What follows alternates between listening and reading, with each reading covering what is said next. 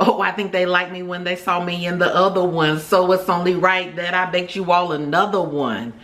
Period.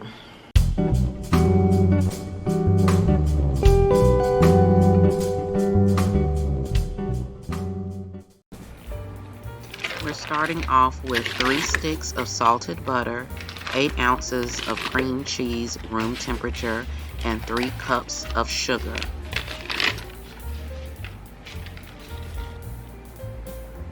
For my extracts, I will add about 2 teaspoons of lemon extract, 3/4 of a teaspoon of almond extract, a lot of vanilla extract, probably about a tablespoon, and then I'll add a teaspoon of Cream Bouquet. And if you watch Beautiful 2 Creations with Donna, she calls it bakery in a bottle, and that's exactly what it tastes like. Remember to mix your butter, sugar, and cream cheese until it is light and fluffy. You do not want to hear any of the sugar crystals, and I will show you what that looks like at the end. Also remember to scrape down the sides of your bowl while you're mixing. I usually do this anywhere from 2 to 3 times depending on how long it takes it to cream. Achieving light and fluffy will take anywhere from 8 to 12 minutes depending on your mixer. So just make sure to watch the sugar, the cream cheese, and the butter. And as I said, I will show you what that looks like. Let me scrape down the side of my bowl here and show you what light and fluffy looks like. You can see that the color and the texture of the mixture has changed, and this is what you want to see, and you do not want to hear any of the sugar. Now it's time for us to add our eggs in one at a time. Typically when I do my pound cakes, I do 5 large eggs, but I'm following another recipe, Beautiful 2 Creations with Donna, and I'll have her full video linked in the description box. And this recipe calls for 6 large eggs. And so you'll see me adding in those eggs. They did not go in one at a time. They want it to be like Noah's Ark, going in 2 by 2. And if that happens to you while you're mixing, that is perfectly fine. Just make sure that you mix until the yolk is gone or almost gone. This is the part of the process where you don't want to overmix your cake, because if you overmix, it can cause it to be dense, it can cause it to flop, and we certainly don't want that. So make sure that we are only mixing for just a few seconds in between the eggs. The last part of this process is to alternate your flour and the 7-Up. So we want to start with dry and end with dry. I have 3 cups of Swans down cake flour. I have not sifted it. Sometimes I feel like re-sifting the cake flour. This particular time I did not want to do it. Like I said, there are no leavening agents in this cake other than the eggs. I normally put baking soda in my cakes. There is no baking soda. So we have 3/4 cup of 7-Up and 3 full cups of Swans down cake flour. And again, we want to start with dry and end with dry, and we do not want to over mix. And at the end, you will see me mix the rest by hand. Remember to mix your flour and your 7-Up in on a low speed. Mine was, I think, at about a 2 or a 3. And side note, when I was creaming my butter and sugar, I started it off on a medium speed, but then mixed it at high. But again, you want to mix your flour and your 7-Up in at a low speed.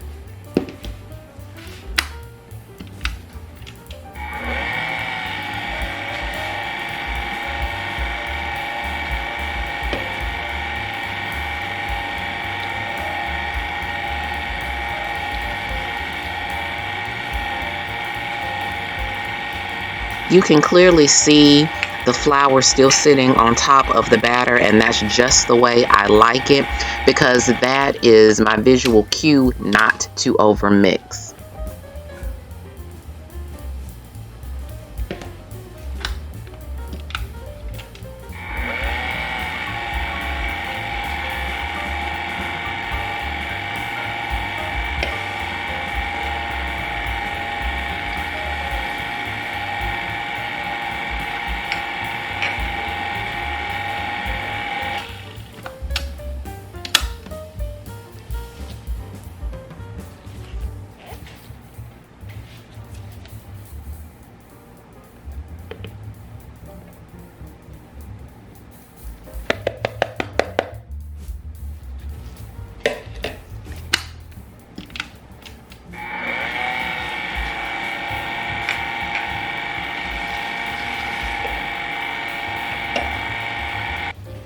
And just like that, we are done using the stand mixer. This is a Cuisinart stand mixer with my whisk attachment.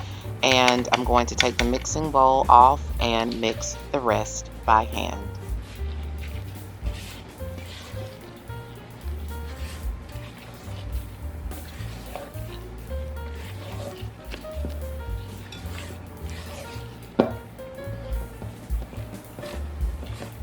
When you're mixing by hand, make sure to get all along the edges and the bottom of the bowl to make sure that everything is well incorporated.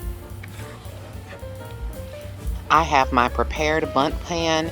I sprayed the bundt pan with pan baking spray, which already has flour in it, but I always like to go in and add additional flour to make sure that we have no stickage. A lot of people just use the baking spray, and there's nothing wrong with that. I have found when I just use the baking spray, it does stick. So even if you don't have baking spray, you can use Crisco, you can use butter, you can use regular cooking spray, and then just make sure that you toss the flour along the inside of the pan to make sure that the bottom, the tube, and the edges of the pan are completely coated. As you can see, the mixing bowl is clean, and so I'm going to level out the cake batter. Definitely going to tap it on the edges and on the bottom to make sure that we release any air bubbles that are in there. And you'll see me take a napkin and just clean up the edges from where I spilled just a little bit of the batter on the edge of the bundt pan. I have preheated my oven to 315 degrees, and this cake did bake for a full hour and 30 minutes. The cake turned out beautifully. Perfect rise, perfect bake. Before I flip the cake out onto the cake pan or the cake dish, I allow the cake to cool for approximately 30 minutes because I did not want the glaze to melt into the cake. And so what you're going to see me do now is mix the glaze. It is a simple glaze, and y'all, I'm so excited. I got me a new measuring cup, like a measuring cup that I can actually see the numbers on. That's exciting. But with the simple glaze, it is 2 cups of confectioner's sugar, or as we call powdered sugar. I added in some clear vanilla extract because I wanted the glaze to be white. I did not want it to be tinted. The imitation extract, honestly, if no one told you that it was imitation, you would not be able to tell the difference. But I have clear vanilla extract. I also use the 7-Up as my liquid instead of using heavy cream or milk. And like I said, just a simple extract for the cake. Vanilla, 7-Up, and 2 cups of heavy cream. We mix until it's smooth until you have the desired consistency, and then you just allow that glaze to cascade all over the cake, which is my favorite part. I also added a teaspoon of lemon extract to really amp the lemon lime citrus flavor of the glaze. A hand mixer or stand mixer are truly unnecessary for making this simple glaze. You really can do it all by hand, as I always do. And you also want to remember that if you want a thicker glaze, you need to make sure to use less liquid. So for this particular glaze, if you don't want it to be as thick, you would add in more 7-Up or whatever liquid you choose to use, whether it be heavy cream or milk or half and half, whatever you choose to do. Some people use water, but you can always add more liquid, but you can't take it out. So if you see that you have added too much 7-Up or whatever liquid of choice, the only way that you can re-thicken your glaze is by adding more powdered sugar. So take this process very slowly and carefully so that you get the desired consistency of the glaze.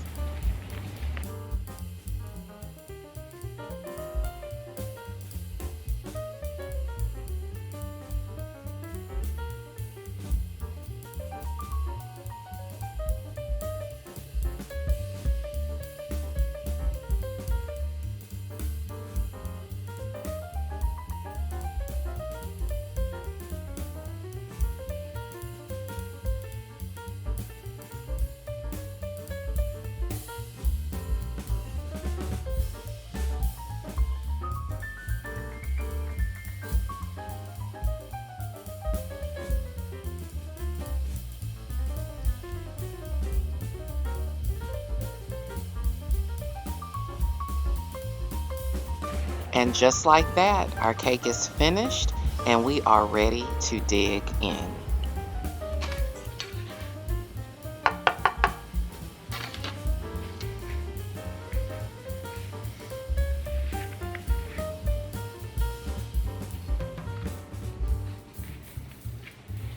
Y'all, the knife went through this cake so easily. It was so moist and it was so tender.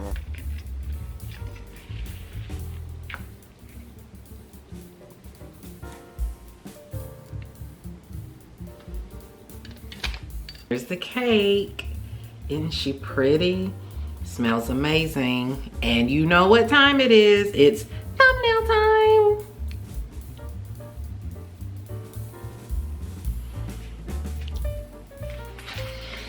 Okay, so we're gonna taste the cake here. Fun fact about the last video that I did not even, I had one slice of that cake, one slice. So we're going to taste our cake here. Lord bless this cake that I'm about to receive in your name, Lord Jesus, amen.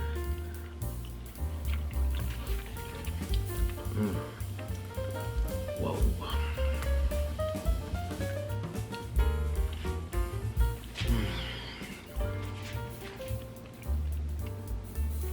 That is delicious. OMG. Y'all, this is a definite must try.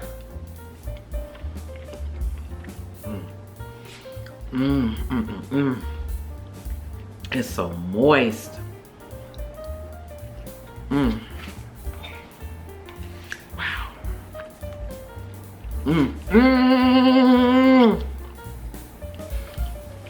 That's so doggone good.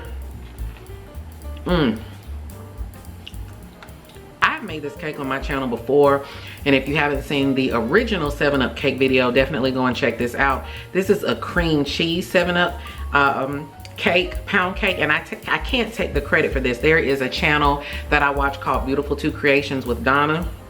And after I watched her video, I was like, oh, I have to try that. So I'll put the link to her full video in the description box. But y'all, she wasn't lying when she said this is a must try. It is so good.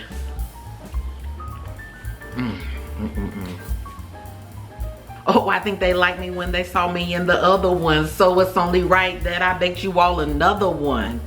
Period. Oh, I think they like me when they heard me on the other one. So it's only right that I hit you with another one.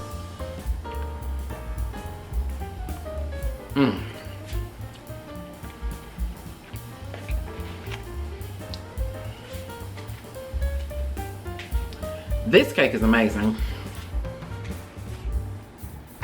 That entire slice, well, let me not tell the story on camera. I might finish that whole slice of cake. I don't know. I've gotten the craving out of my system.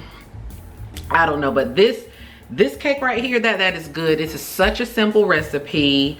It's so simple. It's so simple. It's so simple. You must try it. Even if you don't do the cream cheese aspect of it, a 7-Up pound cake is just an easy cake to bake. It is a crowd pleaser, a fan favorite. But I'm telling you, anytime that you add cream cheese to a pound cake, it just gives it an extra layer of tenderness and moistness, okay? So we have come to the end of another video. Y'all, we are so close to 1,000 subscribers. The last time I checked, we're sitting at 905 subscribers.